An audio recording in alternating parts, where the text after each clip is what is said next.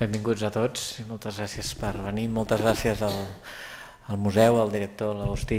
que com cada any ens acompanya en aquest acte, que al final és un dels actes més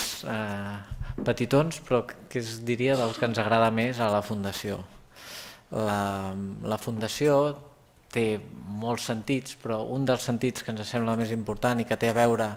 amb la persona que hi dona nom, amb l'Ernest Lluch, és una de les activitats que s'imposa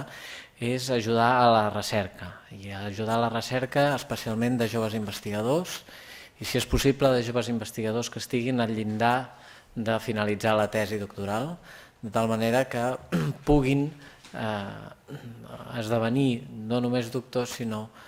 tenir prou bagatge com per després continuar amb successives investigacions.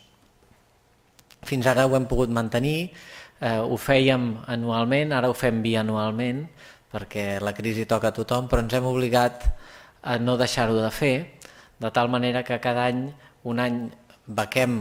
a un dels joves investigadors i l'any següent publiquem aquesta investigació i així successivament, amb la voluntat de que algun any puguem tornar a fer les dues coses a la vegada. De moment no és així, però sí que ens hem imposat a continuar-ho, i de fet una de les coses que farem avui és anunciar el nom del guanyador de qui farà la recerca aquest any que ve de la 8a beca de recerca Ernest Lluch. Enguany el guanyador de la recerca i el que presentem avui en forma de llibre, l'Ivan Armenteros, ha fet un treball no només excel·lent, sinó extraordinàriament ben escrit i molt interessant, i em sembla que val la pena dir-ho perquè no només es posa en valor la recerca feta, sinó que llegir-ho és un plaer. Per tant, aquells que no l'hagueu llegit us recomano vivament un llibre molt interessant i innovador.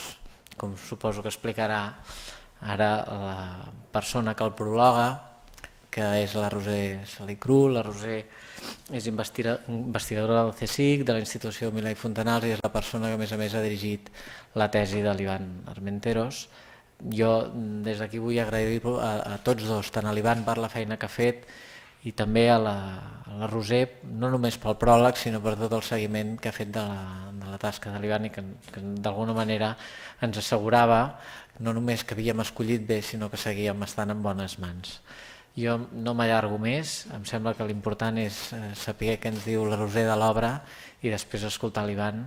Aquí a tots dos agraeixo de nou la feina que han fet i la confiança en la Fundació. Moltes gràcies.